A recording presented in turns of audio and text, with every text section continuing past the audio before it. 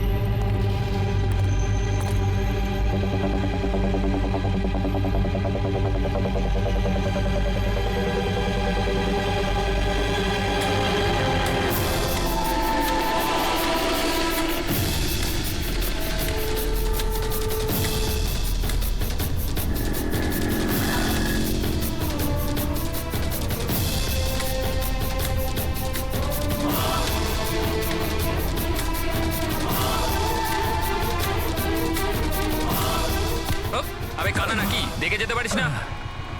অন্ধই আমি ভাই। আরে আরে ভাই সরি আরে সরি, আমার লাঠি। আমি বুঝতে পারিনি। আপনার এইভাবে বাইরে বেরোনো উচিত নয়, আপনার আঘাত লেগে যেতে পারে তো। ক্ষমা করবেন, আমায় আর একটু সচেতন হতে হবে। ঠিক আছে ঠিক আছে, সাবধানে যাবেন। আগে আগে। আপনি যেতে পারবেন না, আমি ছেড়ে দিয়ে আসবো। না না, আমি চলে যাব। ঠিক আছে। Thank you.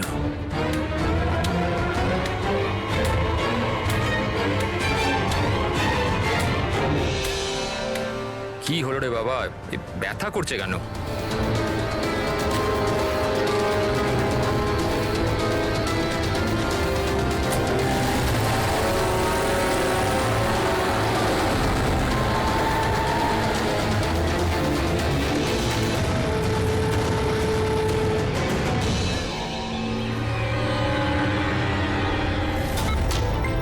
কিচ্ছু হবে না, কিচ্ছু হবে না তোমার। তুমি তুমি তুমি স্থির থাকো।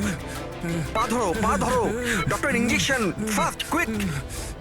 ডক্টর ইঞ্জেকশন দাও তাড়াতাড়ি।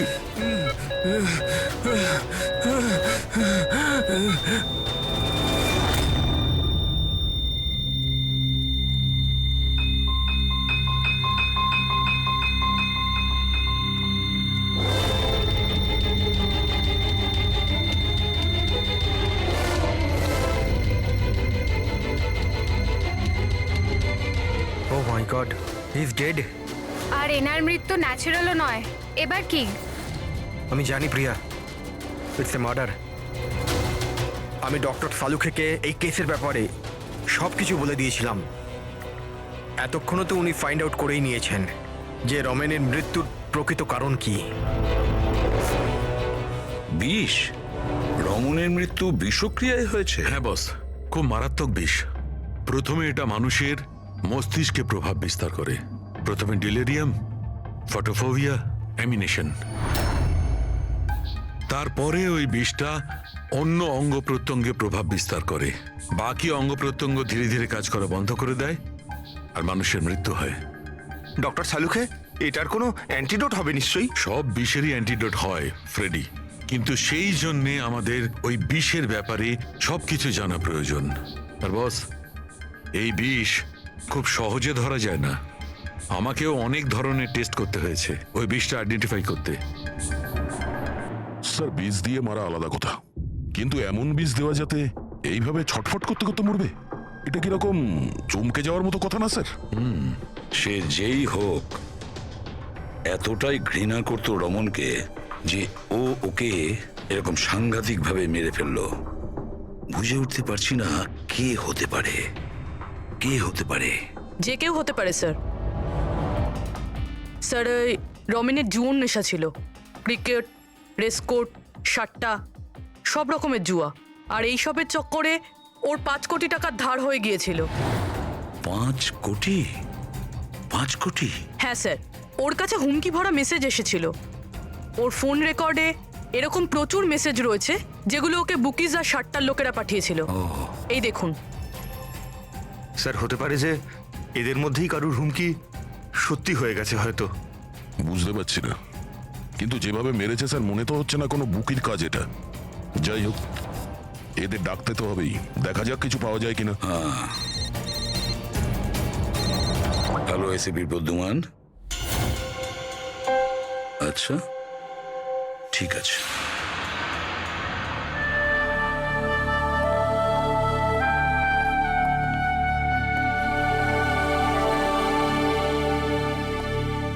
আপনি রমেনের খুড়তুতো ভাই হিতেন। হিতেন, কেউ রমনকে খুন করে দিয়েছে। কি মনে হচ্ছে আপনার, কে করেছে? আমি জানি না স্যার। স্যার, খারাপ কাজের খারাপ পরিণাম, একদিন না একদিন তো এটা হতোই।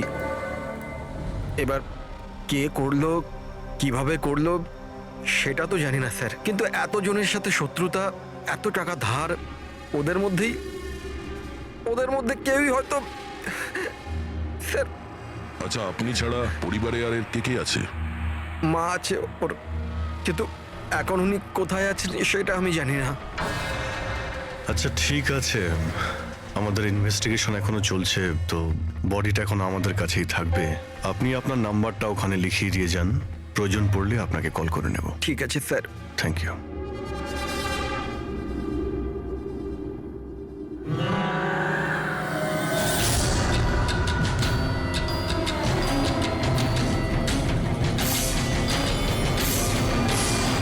মনে হচ্ছে এতটা দুঃখ পাইনি যেটাও দেখাচ্ছে। বডি নেওয়ার কোনো তাড়াও নেই, যেতে বলার সঙ্গে সঙ্গে চলেও গেল।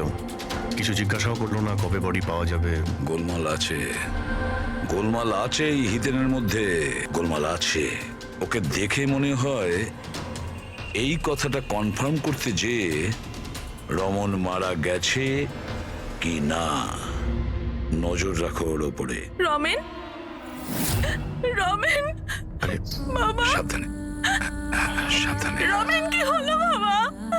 রমেন, ম্যাম, আপনি আমার ছেলে রমেন, রমেনের কি হলো স্যার? কি হলো বাবা, কি হলো? আমি তো তোর অপেক্ষায় ছিলাম যে তুই আসবি আর আমাকে বাড়ি নিয়ে যাবি, কিন্তু তুই এত দূরে চলে গেলি বাবা। আপনি আপনার ছেলে রমনের সাথে থাকতেন না? আগে না স্যার, আপনি স্যার আমার নাম মদন।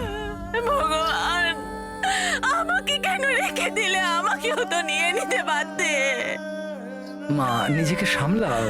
আর কত কাঁদবে ওই মূর্খটার জন্যে? ও নিজের কর্মের ফল পেয়েছে। না বাবা, এরম বলো না। ও যেমনই ছিল, ছেলে তো ছিল আমার। কেন, কি এমন করেছিল ও ওনার সাথে? উনি ওনাকে বাড়ির বাইরে বার করে দিয়েছিলেন, রাস্তায় একা একা ছেড়ে দিয়েছিলেন। কি কারণে? বলেছিল মা অনেক দেনা হয়ে গেছে, বাড়ি বিক্রি করতে হবে, আর আমার খরচ চালানোর মতনও ক্ষমতা ছিল না, এই জন্য আমাকে ছেড়ে দিয়েছিল। আর তারপর কি করতাম স্যার, ঠিক করে দেখতেও পাই না, কোথায় যেতাম আমি? ওই জন্য পড়ে রইলাম ফুটপাতে, ক্ষুধার্ত, তৃষ্ণার্ত, সহায়হীন হয়ে। হয়তো ভগবানের দয়া হয়ে গেছিল, তাই সে দেবদূত পাঠিয়ে দিয়েছিল। তার চেহারা তো দেখতে পাইনি আমি, কিন্তু সে আমায় তার সাথে যেতে বলেছিল, আর আমি তার সাথে চলে গেলাম। একটা ভালো মানুষ আমাকে এর কাছে নিয়ে গেছিল। স্যার, অ্যাকচুয়ালি আমার একটা সংস্থা আছে, সংহতি বৃদ্ধাশ্রম। আমরা ওখানে চেষ্টা করি যে এই ধরনের বয়স্কদের বাড়ির মতো ভালোবাসার সম্মান দেওয়া যায়। ওনাকে আমি বৃদ্ধাশ্রমের গেটে পেয়েছিলাম একটা চিঠি হাতে, যাতে লেখা ছিল ওনার যত্ন নেওয়ার কথা। আর ওই দিন থেকেই সংহতি বৃদ্ধাশ্রম ওনার বাড়ি হয়ে গেছে। আজ সকালে ল্যান্ডলাইনে ফোন এলো যে ওনার ছেলের মৃত্যু হয়ে গেছে। ব্যাস, উনি তখন থেকেই কাঁদছেন। আসলে মা তো। আমি আপনাদের কাছে অনুরোধ করছি, এর হত্যাকারীকে ছাড়বেন না স্যার। অবশ্যই শাস্তি দেবেন স্যার, অবশ্যই শাস্তি দেবেন। দেখুন ম্যাম, আমি আপনাকে কথা দিচ্ছি, আমরা রমনের খুনিকে ছাড়বো না। তাকে কঠোর থেকে কঠোরতম শাস্তি দেব। আপনি প্লিজ এ ব্যাপারে ভাববেন না। আপনি নিজেকে সামলে নিন। মদন, তুমি ওনার খেয়াল রেখো। আরো একটা কথা, কোনো কিছুর দরকার যদি আপনাদের পড়ে তাহলে নিশ্চয়ই আমাদের জানাবেন। দারুণ ব্যাপার। সারিকা, হসপিটালের ডক্টরের রিপোর্ট অনুসারে এর হাঁটুতে যে চিহ্নটা পাওয়া গেছে, এটা হয় কোনো অ্যালার্জির আর নয়তো কোনো বিষাক্ত ধরনের পোকামাকড়ের দংশনের চিহ্ন।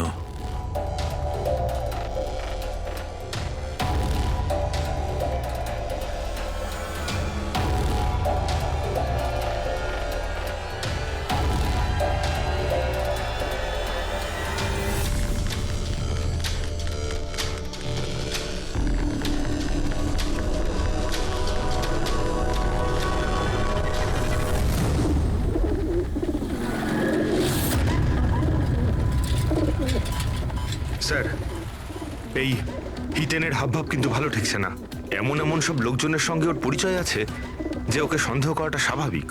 আরও একটা কথা স্যার, কয়েকদিন আগে এই রামানোকে বাড়ি থেকে বের করে দিয়েছিল, আর এখন রামানের মৃত্যুর পর ও ওর প্রপার্টিতে কবজা করার চেষ্টা করছে। এক মিনিট, এদিকে আসবেন প্লিজ।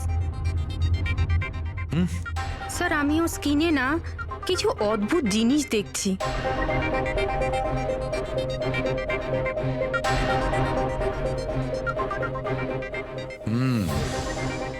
সারিকা, এই যে অদ্ভুত জিনিসটা দেখতে পাওয়া যাচ্ছে, আসলে এটা প্যারাফিন।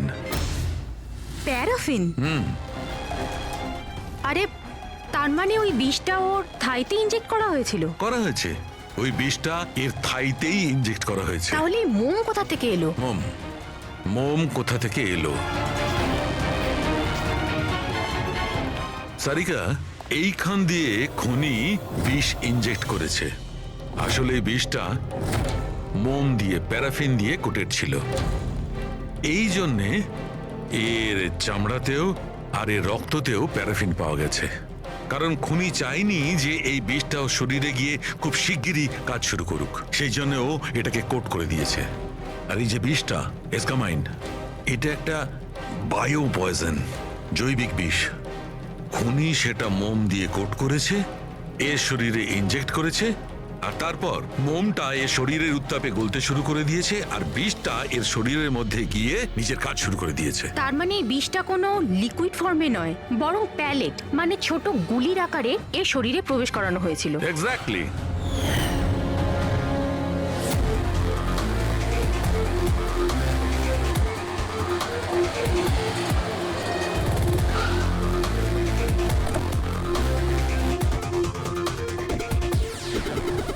এই হলো সেই কনস্ট্রাকশন সাইট যেখানে রমন ইঞ্জিনিয়ার ছিল। ওর কলিগেরা বলছিল যে এখান থেকে বেরোনোর পরে ওর পায়ে একটু সমস্যা হয়েছিল।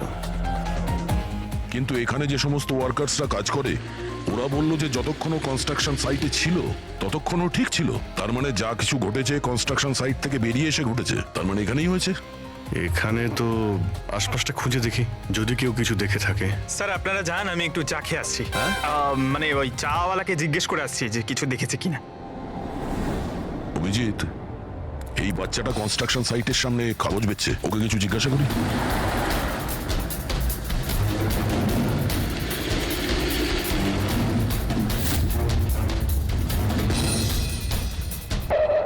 কি নাম বাবা তোমার? চুটকি। ছুটকি। আচ্ছা, তুমি এটা দেখো তো, এটা এই ছবিটা ভালো করে দেখো, দেখো তো তুমি একে চিনতে পারছো কিনা। হ্যাঁ, এই লোকটা তো আমার কাছ থেকে খবর কাগজ কিন্তু 3 দিন ধরে আসছে না। তাহলে 3 দিন আগে তুমি এই আঙ্কেলকে এখানে দেখেছিলে? হ্যাঁ, একটা লোকের সঙ্গে ধাক্কা খেয়েছিল, ওনার চোটও লেগেছিল। ওই লোকটা কেমন অদ্ভুত ছিল। অদ্ভুত? অদ্ভুত মানে? আবে অন্ধ নাকি, দেখে যেতে পারিস না? অন্ধ আমি ভাই।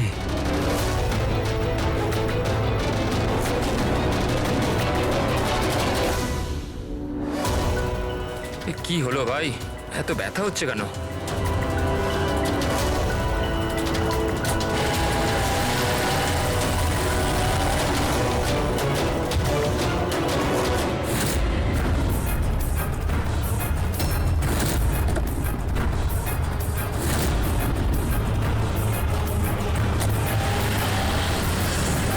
তার মানে ও অন্ধ ছিল না, ওই হামলা করেছিল রমনের ওপর। আচ্ছা এটা বলো তো যে ওই আঙ্কেলকে তুমি চিনতে পারবে? তুমি কি ওকে ঠিক করে দেখেছিলে? না। আচ্ছা ওই গাড়ির নাম্বারটা মনে আছে? না আঙ্কেল, ওই আঙ্কেলকে গাড়ি চালাতে দেখে আমি অবাক হয়ে গেছিলাম, এই জন্য গাড়ির নাম্বার মনে নেই। কিন্তু কি হয়েছে আঙ্কেল? ইঞ্জিনিয়ার আঙ্কেল ঠিক আছে তো? না বাবু, ওর কিছু হয়নি। ও অন্য কোনো কনস্ট্রাকশন সাইটে চলে গেছে, এখনো এখানে আসবে না। Thank you. হ্যাঁ, তুমি এখন নিউজ পেপার বিক্রি করছো, তুমি স্কুলে যাবে না?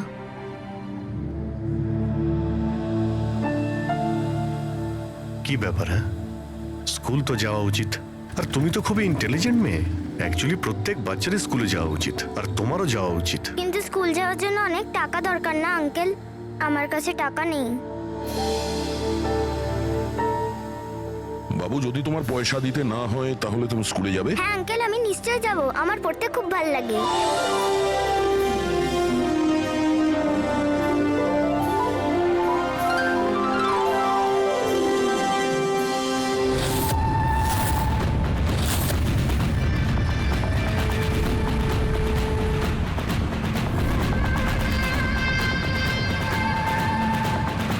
সমীর, এবার তোমার পালা। হ্যাঁ বলো। ভাই তুমি একবারে বুঝতে পারো না নাকি?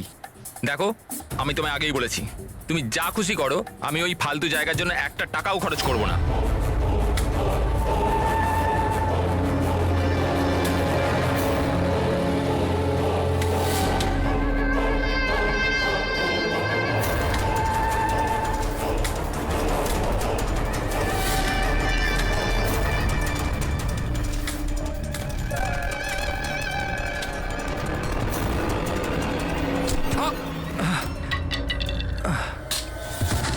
ওই দেখতে পাল আমার আমার লাঠি।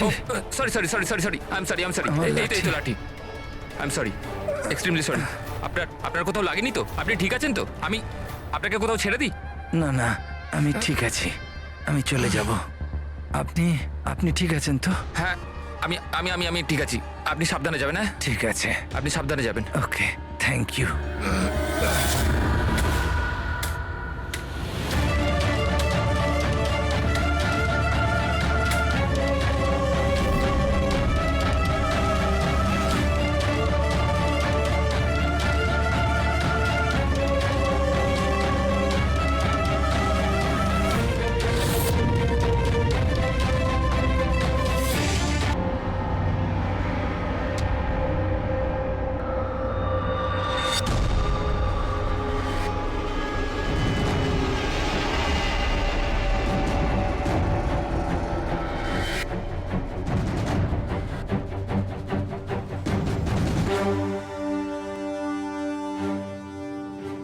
শাহরুখে, কি জানতে পারলে? বস, এই লোকটাকে যে বিষটা দেওয়া হয়েছে সেটাও কোনো গাছ থেকেই তৈরি করা হয়েছে। কি, এটাও কোনো গাছ থেকে? হ্যাঁ বস, কিন্তু এটা কি ধরনের বিষ সেটা সারিকা এক্ষুনি জেনে যাবে। এই বিষটার নাম রিকিউনিস কমিউনিস, আর এই বিষটা আগের বিষটার থেকেও অনেক বেশি বিষাক্ত আর ভয়ঙ্কর। রিকিনেস, এটা কোনো গাছের নাম নাকি? হ্যাঁ ফ্রেডি, এটা একটা গাছের নাম। আর বস, এটা কোনো সাধারণ গাছ নয়, সহজে পাওয়া যায় না। আর খুনি যে কেউ হোক, বস ওর গাছপালা সম্পর্কে খুব ভালো জ্ঞান আছে। হ্যাঁ হ্যাঁ, সেটাই তো হওয়ার কথা এই গাছের ব্যাপারে। তাই তো। কিন্তু স্যার, এই খুনটার কারণ কি হতে পারে? আমরা তো রামানের খুনের কারণ জানি না, সমীরেরও না, আর দূর দূর পর্যন্ত এদের নিজেদের মধ্যে কোনো সম্পর্কও ছিল না। স্যার, সমীর আর রমনের মধ্যে একটা জিনিস তো খুবই কমন। কি? মাই গড, তাহলে এটাই সেই সূত্র যেটা সমীর আর রমনকে যুক্ত করে? তাহলে কি দুজনে একই ভুল করেছে? হ্যাঁ স্যার, রমনের মতো সমীরও তার বুড়ো ক্যান্সার আক্রান্ত বাবাকে বাড়ি থেকে বের করে দিয়েছিল। ওদের ব্যাপারে জিজ্ঞাসাবাদ করতে গিয়ে আমাদের এমন একজনের সঙ্গে আলাপ হয় যিনি সমীরের বাবাকে খুঁজতে সাহায্য করলেন আর এই কেসটার একটা দিকও খুলে দিলেন। সে কে?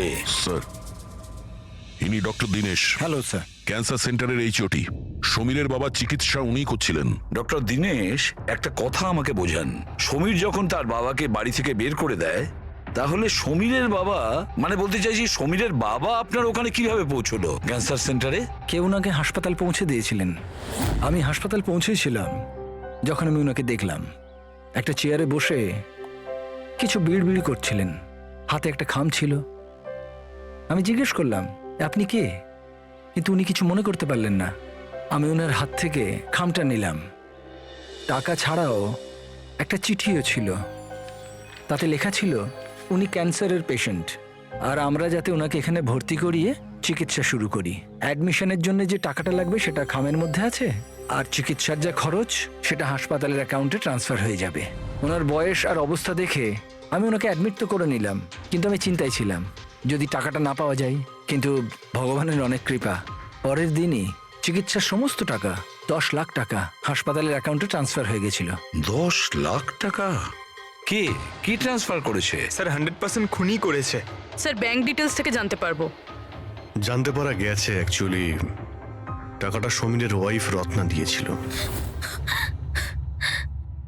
এইসব আমার ভুল স্যার।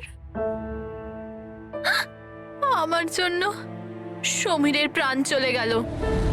আমি ওকে বলেছিলাম বাবার দেখাশোনার জন্য খুব প্রবলেম হচ্ছিল, আর সব সম্পত্তি আর সব আমাদের নামে হয়ে গিয়েছিল। তাই আমি সমীরকে বলে বাবাকে বাড়ি থেকে বের করে দিয়েছি। লজ্জা হয় না তোমার? সমীরের বাবা তোমারও বাবার মতনই, তাকেই বাড়ি থেকে বের করে দিলে। তাহলে এসব করার পরেও ওনার ট্রিটমেন্টের জন্য 10 লাখ টাকা কেন দিলেন? আমাকে কেউ হুমকি দিয়েছিল স্যার যে বাবার চিকিৎসার জন্য 10 লাখ টাকা না দিলে ও সমীরকে আর আমাকে মেরে দেবে। স্যার আমি ওনাদের 10 লাখ টাকা দিয়ে দিয়েছি, তাও ওরা সমীরকে মেরে ফেললো। আর আর এখনো বলেছে যে প্রতি মাসে বাবার চিকিৎসার জন্য 50,000 টাকা না দিলে ও আমাকেও মেরে ফেলবে। কারোর উপর সন্দেহ আছে তোমার? না। ওর ব্যাপারে কিছু মনে আছে? ওর গলার স্বর, কথা বলার ধরন? কিচ্ছু মনে নেই স্যার, প্লিজ আমাকে বাঁচিয়ে নিন স্যার। আমি মরতে চাই না স্যার, আমি বাবাকে বাড়ি নিয়ে আসবো। আমি এখন থেকে ওনার সব সময় দেখাশুনো করব, ওনার কোনো কষ্ট হবে না স্যার। প্লিজ আমাকে বাঁচিয়ে পাবেন নিন না। Sir, please. আপনার কিচ্ছু হতে দেব না, কেমন? পুরবিয়া কাজ করো যে নাম্বার থেকে ওকে হুমকি দেওয়া হতো, সে নাম্বারটা নাও আর দেখো কোথাকার। আপনি যান। চলুন।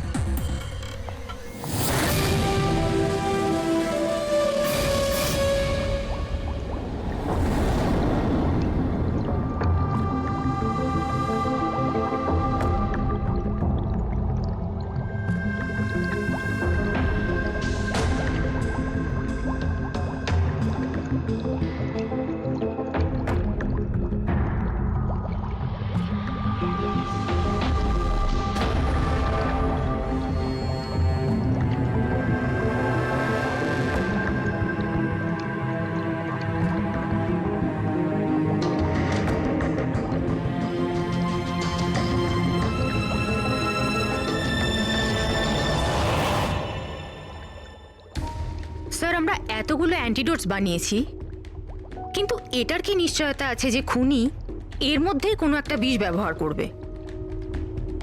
এবার আর যাই করি, আমরা খুনির মাথার ভেতরে তো আর ঢুকতে পারবো না। তোমার কথাটা একদম ঠিকই সারিকা, কিন্তু একটা কথা ভাবো, খুনি এই গাছগুলো থেকে বিষ বার করে ব্যবহার করছে, এই গাছগুলো থেকে। আগেরটা থেকে আরো বেশি বিষাক্ত প্রত্যেকবার। আমাদের সব সময় প্রস্তুত থাকতে হবে। জানি না পরের বার কোন ধরনের গাছের বিষ কাকে প্রয়োগ করবে, জানি না কার ওপর, কবে, কখন, কোথায়, কোন ধরনের গাছের জানা নেই।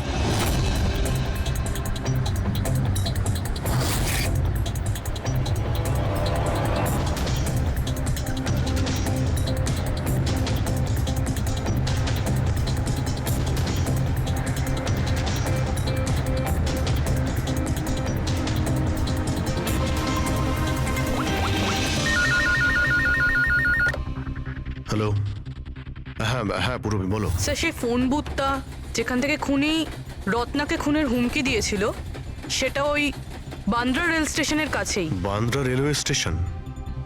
কিন্তু ওখানে তো খুব ভিড় থাকে, ওখানে নিশ্চয়ই ও অন্ধ সেজে এই কাজটা করেনি। খুবই কঠিন এটা জানতে পারা। স্যার কেউ কিছু জানে না সেটা ঠিক, কিন্তু একটা বিশেষ ব্যাপার হলো সেটা এই ফোনগুলো সকাল 11টা থেকে 12টার মধ্যে করা হয়েছে। আর রেলওয়ে স্টেশনের কাছে একটা বাস স্ট্যান্ডও আছে যেখান থেকে পুনেতে বাস যায়। পাশেই বাস স্ট্যান্ড আছে, মানে ও ট্রেনে করে যেতে পারে আর বাসে করেও। ঠিক আছে, কোনো ব্যাপার না, দেখছি। ভাইন্দার, তার মানে খুনি মুম্বাইতেই থাকে আর শুধুমাত্র সমীরকে খুন করার জন্যই পুনা গেছিল? তাহলে পুনাও ট্রেনে করে গেছিল, কিংবা বাসে, কিংবা কোনো প্রাইভেট গাড়ি, কিংবা তার নিজের গাড়িতে। সেটাই তো স্যার, খুনি এটা জানতো যে আমরা রত্নার কাছে পৌঁছবই, আর এই কলের ব্যাপারটাও আমরা জেনে যাব। সেই জন্যই ও আমাদের বিভ্রান্ত করছে, আমাদের সঙ্গে খেলতে চাইছে। হ্যাঁ, খেলাই খেলছে। কিন্তু স্যার আমরা খুনি পর্যন্ত পৌঁছবো কি করে? আমাদের কাছে তো ওর বিরুদ্ধে কোনো ইনফরমেশনই নেই, আর আমরা এটাও জানি না যে ওর পরবর্তী শিকার কে হবে। পঙ্কজ, খুনি শিকারের কাছে পৌঁছানোর আগেই আমরা তার কাছে শিকার পৌঁছে দেব। এই ঘটনাটা আজ সকাল 10টার মুম্বাইয়ের গোরেগাঁও রেলওয়ে স্টেশনেতে একজন বয়স্ক মানুষ ট্রেনের সামনে এসে আত্মহত্যা করার চেষ্টা করছিলেন। আশপাশের লোকেরা ওনাকে বাঁচিয়ে নিয়েছেন। আসুন জেনে নেওয়া যাক কি কারণ ছিল যেটা একটা বয়স্ক মানুষকে এটা করতে বাধ্য করছিল। ছেড়ে দাও আমাকে, কেন আমাকে ধরে রেখে দিয়েছো? ছেড়ে দাও আমাকে, আমি বাঁচতে চাই না।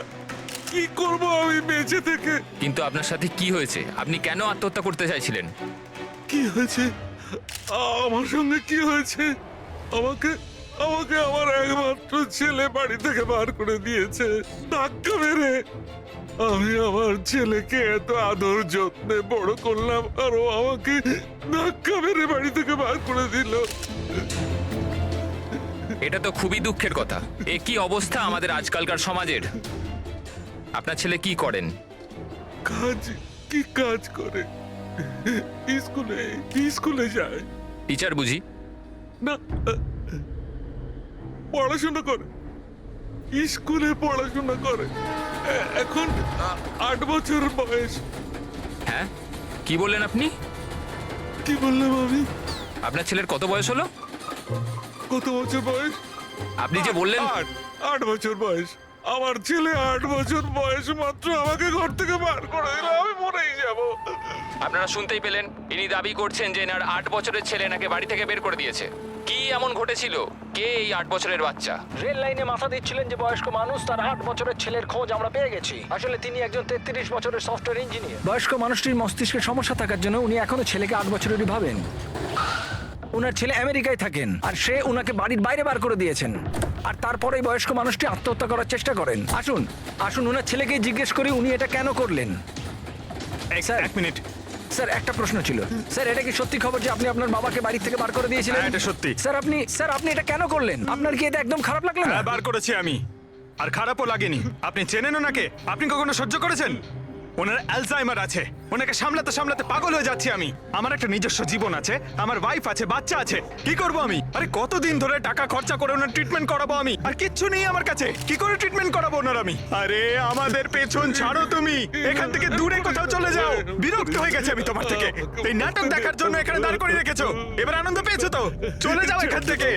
Sir sir sir sir sir sir আপনিও তো কখনো ছোট ছিলেন। ইনি আপনাকে পড়াশোনা শিখিয়ে বড় করলেন, আপনাকে মানুষ করলেন, আর আপনি ওনাকে বাড়ির বাইরে বার করে দিলেন। ভালোবাসা উদলে পড়ছে? হ্যাঁ, যা যা তুলে নি, যা। মাথা খারাপ করো না আমার। তোমার যা করা ছিল তুমি করে নিয়েছো, এখানে ডেকে আমাকে। শান্তি পেয়েছো তো? টাকা কামিয়েছো? যাও এখান থেকে। তাহলে দেখলেন আপনারা কিভাবে একজন ছেলে তার বাবাকে বাড়ির বাইরে বার করে দিলেন। এবার এই বয়স্ক মানুষটি কোথায় যাবেন? কার ভরসায় বাঁচবেন? ইনি এনার সারা জীবনের পুঁজি ছেলের ওপর খরচ করেছেন, আর সেই ছেলেই আজকে এনাকে বাড়ির বাইরে বার করে দিয়েছে।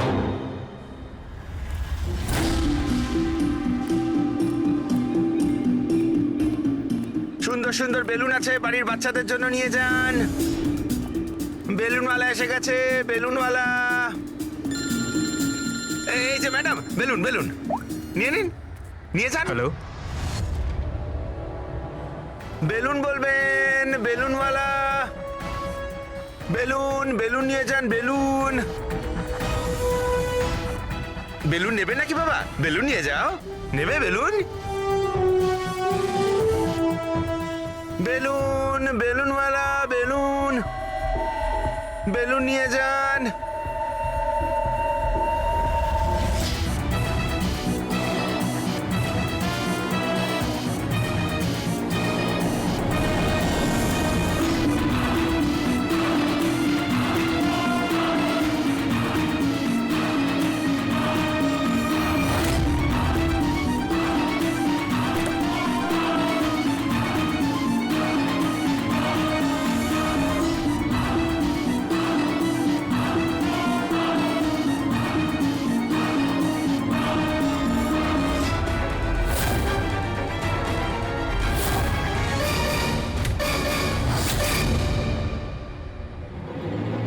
স্যার, স্যার, একজন অন্ধ বিল্ডিং এর দিকে আসছে।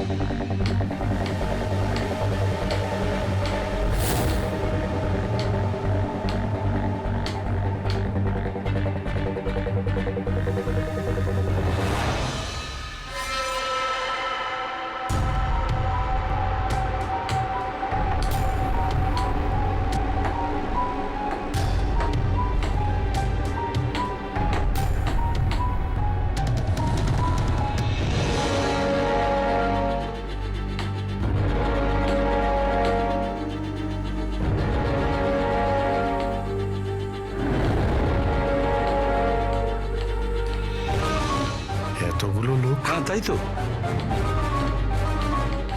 স্যার, এতজন অন্ধ একসাথে? আমরা তো একজন ভেবেছিলাম, এখানে তো 8-10 জন বেরিয়ে গেছে। মনে হচ্ছে এটা ওদের চাল। আপনারা যাবেন কোথায়? এক মিনিট, সবাই একসঙ্গে এখানে কি করে এলেন? আরে কি করছেন এখানে আপনারা? আরে সবাই একসঙ্গে, কি হয়েছেটা কি? হ্যাঁ, কি হয়েছে? এখানে চোখের ফ্রি চেকআপের ব্যবস্থা করা হয়েছে। সম্পদ বলল, মানে ওই আমাদের এখানে ডেকে এনেছে। দেখুন, এখানে কোনো ক্যাম্প হচ্ছে না।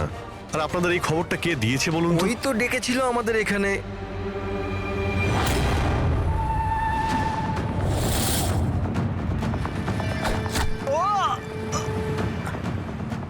পঙ্কজ! পঙ্কজ! পঙ্কজ! পঙ্কজ! আরে ওই তো, ধরো ওকে। চল পঙ্কজ! পঙ্কজ!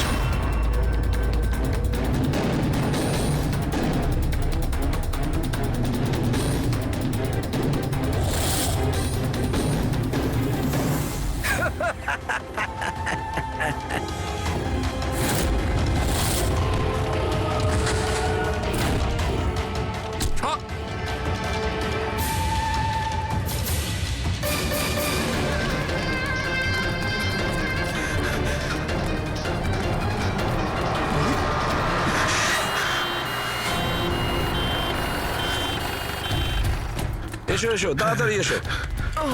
পঙ্কজ, তোর কিচ্ছু হবে না। কিচ্ছু হবে না। পঙ্কজ, একে অ্যাম্বুলেন্সে নিয়ে যাও।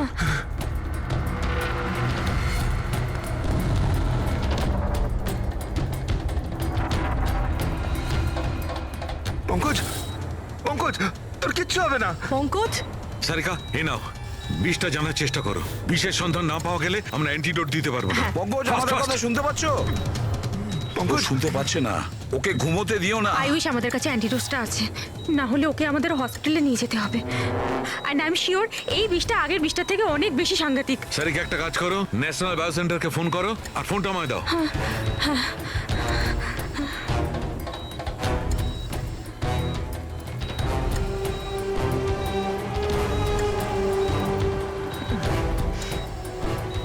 Pankaj, don't worry Pankaj.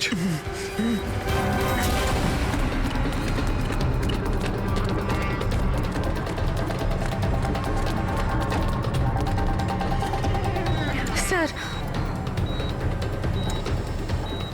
O my god, এটা হতে পারে না।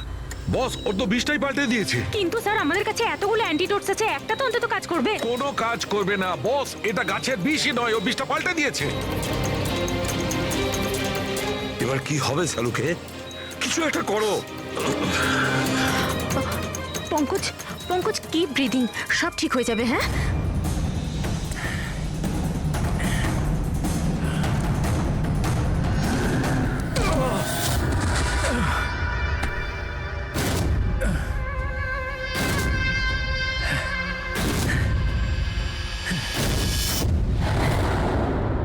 স্যার আমার নাম মদন। এসব তুমি করেছো? কেন আমার পেছনে পড়ে আছো? আমি যেটা করেছি ঠিক করেছি। তুমি বলছো এগুলো করে ঠিক করেছো? আমি শুধু খারাপ লোকেদের শাস্তি দিয়েছি, যারা নিজেদের বাবা মায়ের খেয়াল রাখে না, তাদের বেঁচে থাকার কোনো অধিকার নেই। যখন আমার মায়ের মৃত্যু হয়েছিল, আমার দুনিয়া শেষ হয়ে গেছিল। ওই সময় তখন থেকেই আমি এই সংহতি বৃদ্ধাশ্রমে শুরু করেছি। স্যার, ওখানে যত বয়স্ক বাবা মা আসেন না, সব তাদের সন্তানের কাছে অত্যাচারিত। এটা দেখে আমার মাথায় রক্ত উঠে যায়। আমি সেই সময় সিদ্ধান্ত নিই যে এই সবগুলোকে আমি শাস্তি দেব। সেই জন্য এদের মেরে দিই। আমি কি ভুল করেছি? আমি কিছু করুন স্যার, কিছু করুন স্যার। কিচ্ছু করতে পারবো না যতক্ষণ না ওই বিষটা কম্পোজিশন জানতে পারছি ফ্রেডি। আমরা কিচ্ছু করতে পারবো না। যদি ভুল অ্যান্টিডোট দেওয়া হয় তাহলে আরো বেশি ক্ষতি হবে ভাই। স্যার, স্যার পঙ্কজের অবস্থা তো খারাপ হচ্ছে আরো। স্যার পালস পড়ে যাচ্ছে, হসপিটাল নিয়ে যেতে হবে। স্যার কিচ্ছু হবে না, আমাদের হাতে অত সময় নেই টেস্ট করার মতো। যতক্ষণ না এই বিষটার অ্যান্টিডোট পাচ্ছি। হ্যালো। হ্যাঁ স্যার, হ্যাঁ স্যার, ধরা পড়েছে স্যার। খুনি মদন। হ্যাঁ, বিষ। হ্যাঁ আমি জানছি স্যার। কখনো জানতে পারবে না তোমরা, কখনো জানতে পারবে না তোমরা। ওরা শাস্তি পাবে, ওরা শাস্তি পাবে। ও নো! মদন, মদন, মদন, তাড়াতাড়ি অ্যাম্বুলেন্স ডাকো, তাড়াতাড়ি। না স্যার, কোনো লাভ নেই। আমার কাজ হয়ে গেছে স্যার। মেনে নিচ্ছি তুমি ওদের সাথে যা কিছু করেছো ঠিক করেছো, কিন্তু তুমি যাকে ওই বিষটা দিয়েছো ও নির্দোষ, ও নিরপরাধী, ও কিচ্ছু করেনি। ওই বিষটা কি বলো? হ্যাঁ BTX স্যার, ওই বিষটার নাম BTX স্যার। সালুকে, ওই বিষের নাম হলো BTX। ঠিক আছে পঙ্কজ, কিছু হবে না। নার্ভাস হয়েও না। কিছু হবে না। দেখো, কিছু হবে না। ওকে চোখ বুঝতে দেবে না। মদন, ব্যাস হয়ে গেছে, হয়ে গেছে। You will be alright. আর পঙ্কজের কিচ্ছু হবে না, কিচ্ছু হবে না। Welcome my boy. ভয় পেও না, কোনো ক্ষতি হবে না তোমার। তুমি মানুষ হিসেবে সত্যি ভালো ছিলে, কিন্তু যা করেছো তা খুবই খারাপ। এ তো চলে গেল অভিজিৎ, কিন্তু যাই হোক, এর ওই বৃদ্ধাশ্রমটাকে বন্ধ হতে দেব না।